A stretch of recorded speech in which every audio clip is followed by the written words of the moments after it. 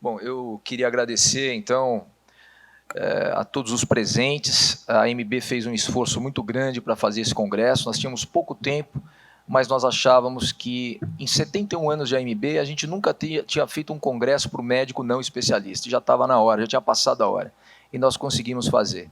E o ano que vem, certamente, ele vai ser repetido e será maior. Bom, nós vamos falar sobre um assunto que é muito importante, que é a pancitopenia, e eu vou dar uma abordagem voltada para o clínico. Eu queria dizer que eu vejo jovens aqui, o clínico não é um encaminhador. Eu não sei o encaminho. Isso não é clínica. Clínica médica é um indivíduo formado e pronto para fazer um diagnóstico. É um diagnosticador. Esse é o clínico. E ele vai encaminhar situações absolutamente especiais. Aqui é um caso que ele vai encaminhar certamente, mas ele vai encaminhar fazendo o diagnóstico, que é a pancitopenia. Bom, eu não tenho nenhum conflito de interesse, eu quero começar com esse slide, que esse é um slide importante. Quando a gente fala em hematopoiese, não podemos nos esquecer que existe um microambiente associado à hematopoiese. O que eu quero dizer com isso? Se você olhar no processo até a maturação, você vai ver que tem uma série de interleucinas relacionadas ao processo. Tem uma série de fatores de crescimento relacionados ao processo. O que eu estou dizendo é que um processo inflamatório qualquer justifica uma pancitopenia. Pode ser uma coisa um pouco frustrante você chegar a esse diagnóstico, mas ele é possível. Um processo inflamatório, uma mudança do microambiente da medula, já justifica um quadro que pode se desenvolver, que é uma pancitopenia. Então isso precisa ficar claro. Nem sempre uma pancitopenia, aliás, a maioria das vezes isso não é verdade, a pancitopenia é uma neoplasia hematológica primária.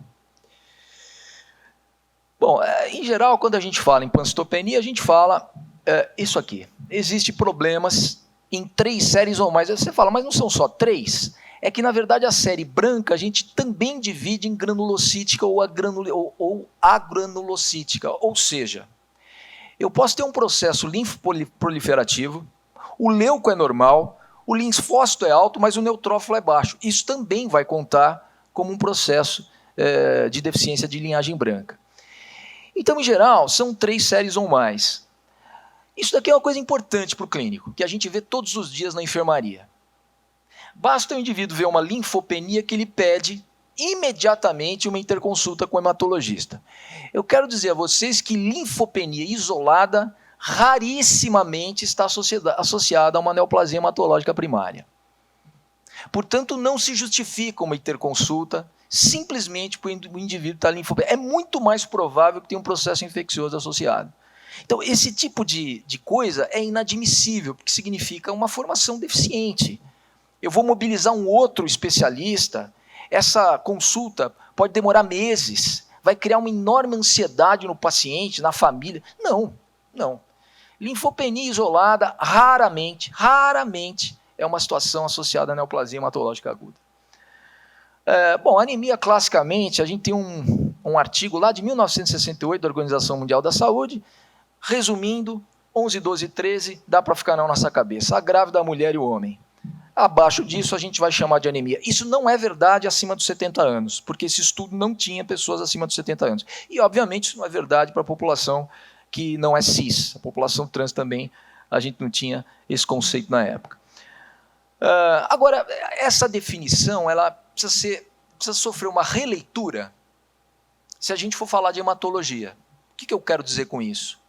É muito raro o indivíduo ter uma neoplasia hematológica primária e ter 11 de HB. Isso é improvável. É muito improvável ele ter 110 mil de plaquetas. Isso é improvável.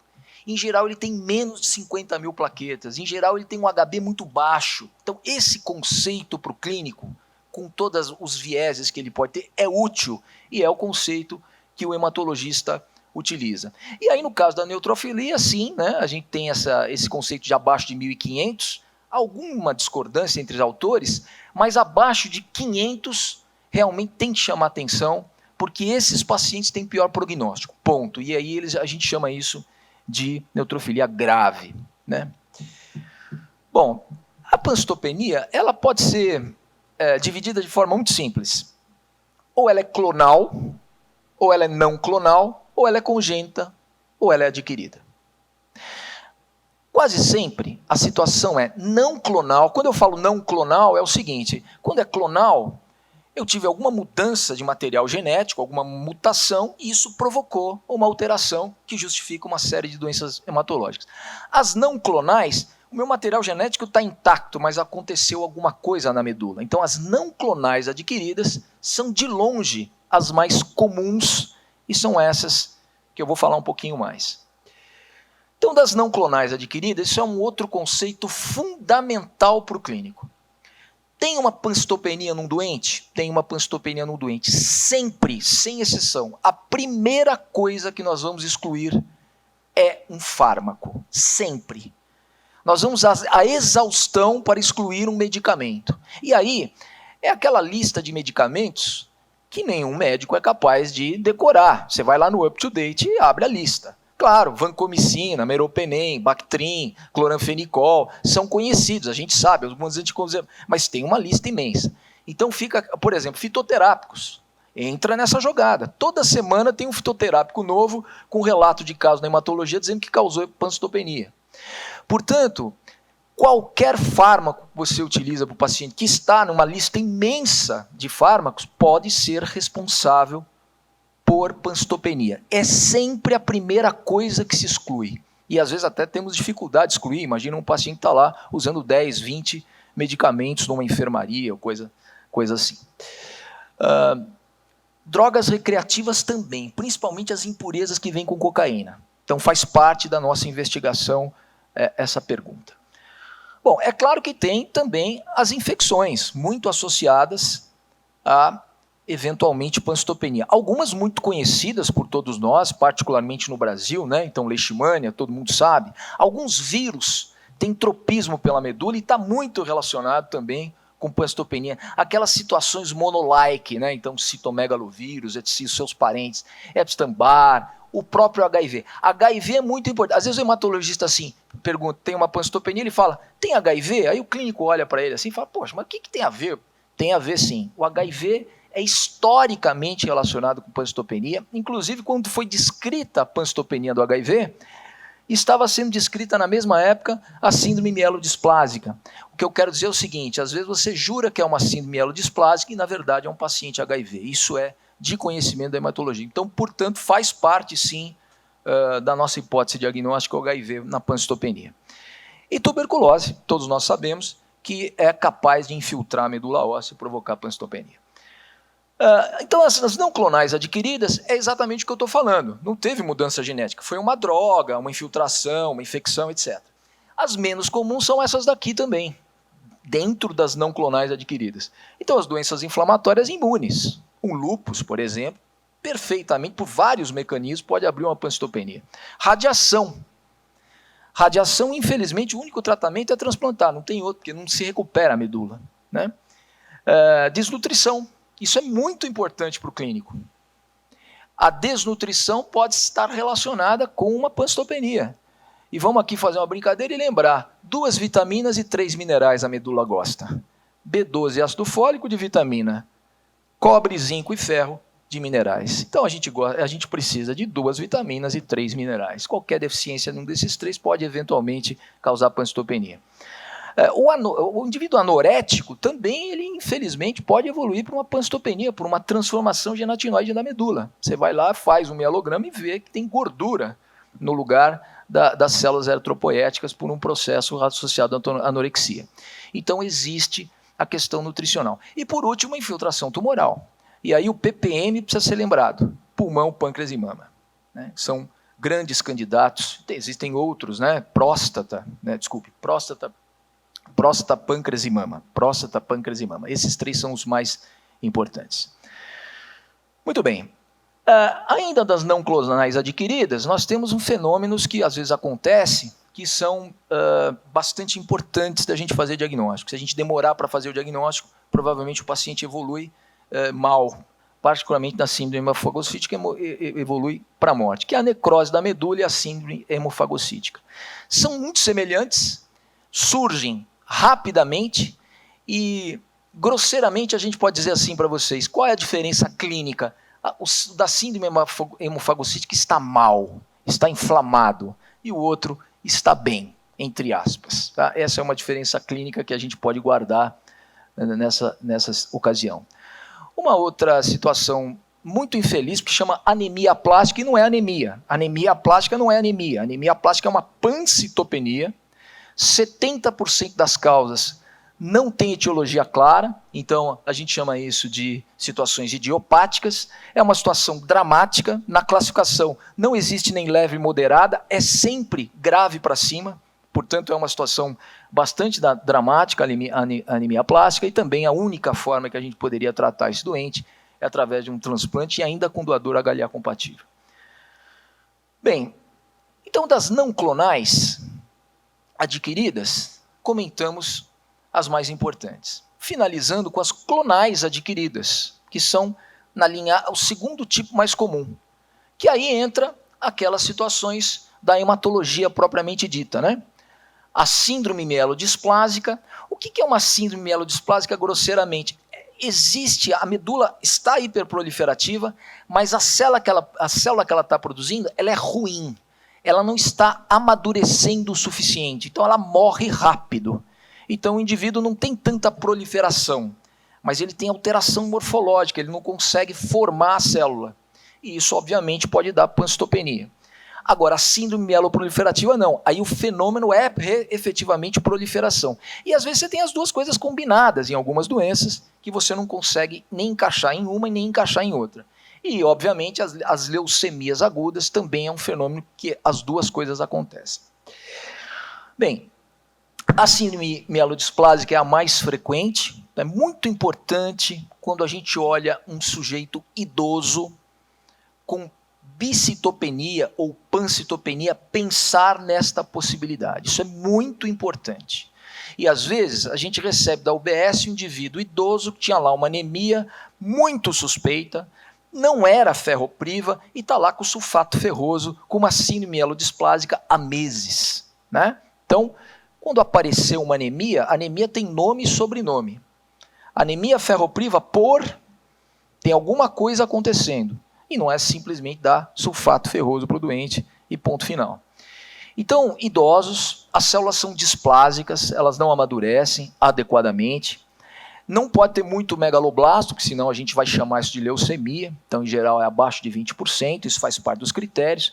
É uma coisa relativamente comum, 36 casos para cada 100 mil por ano, não é uma coisa desprezível, provavelmente subdiagnosticado no seu começo. Uma documentação de alteração clonal é importante para a gente conseguir fazer o diagnóstico. Lembre que aqui é um fenômeno clonal. E o TX de medula seria excelente, mas infelizmente a maioria dos pacientes não aguentam pela idade. E aí você tem que acabar dando outras medicações para diminuir o processo. Bom, tá bom. Agora, organiza minha cabeça aí com tudo que você falou. Então vamos organizar para a gente terminar. Eu tenho um paciente com pancitopenia. Primeira coisa, eu preciso confirmar no hemograma. Eu preciso de um hemograma confiável para que efetivamente isso seja confirmado. Então, meu paciente tem pancitopenia. Pergunta, tem mesmo pancitopenia? Já vimos o diagnóstico. Tem, já tem o critério. O que a gente faz na sequência? Vou insistir, porque se vocês saírem só com esse conceito aqui, já estou feliz. A primeira coisa é sempre descartar um fármaco. Qualquer fármaco. Dentro de uma imensa lista deles. E já falamos, inclusive, de drogas recreativas, etc., suas impurezas, fitoterápicos, etc. Às vezes o chazinho que o sujeito toma, não sei o quê, da planta não sei o quê, pode ser um responsável. Bom, como é que a gente investiga inicialmente? Precisa de um monte de exame. Isso sim, precisa mesmo. Eu preciso de um perfil de ferro.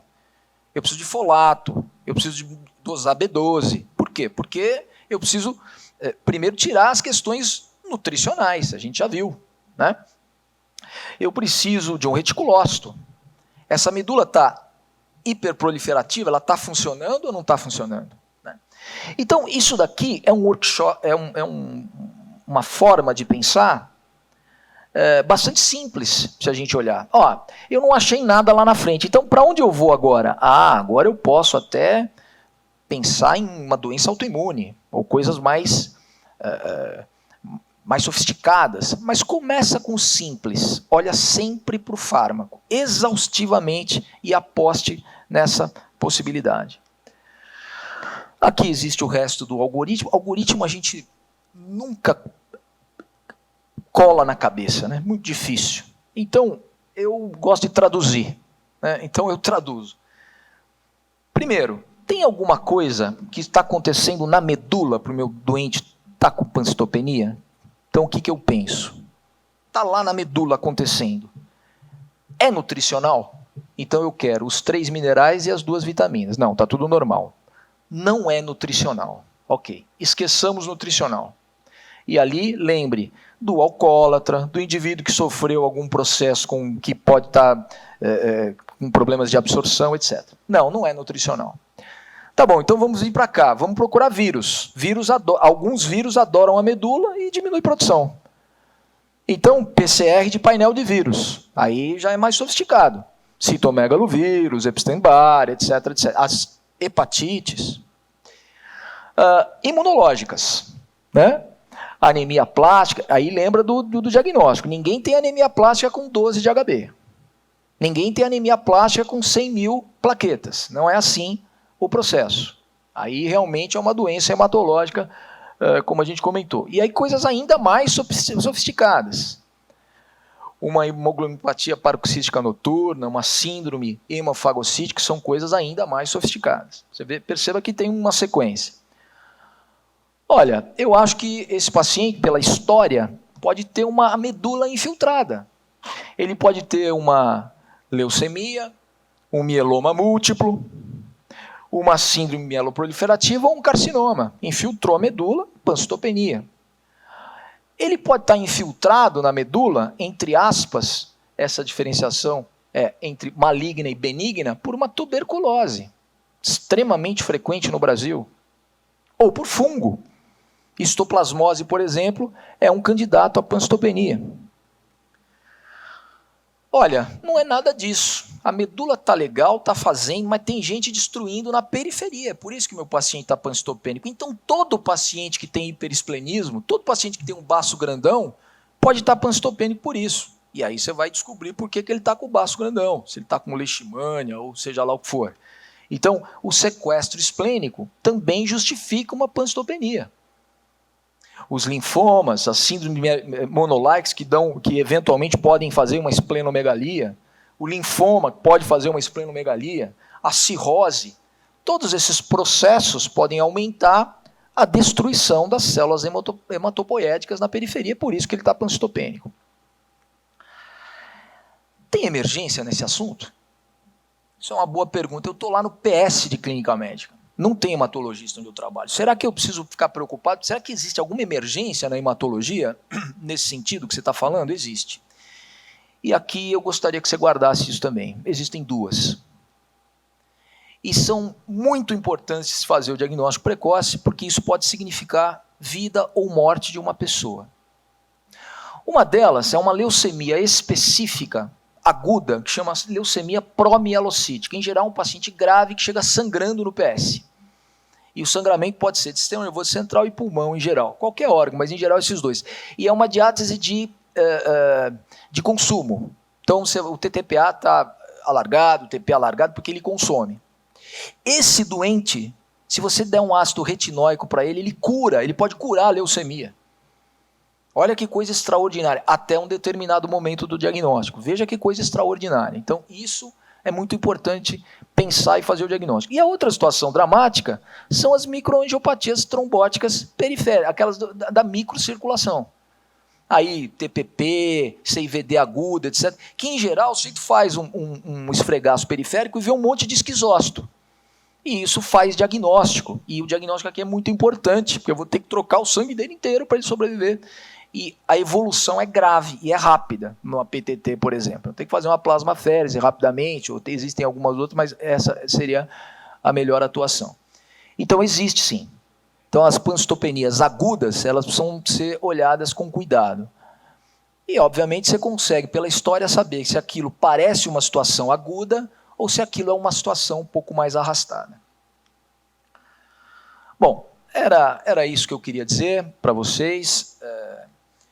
Eu quero mais uma vez agradecer os presentes. Gostaria que nos próximos anos vocês também estivessem aqui conosco, porque nós vamos fazer desse congresso uma tradição na MB. Tá bom? Muito obrigado.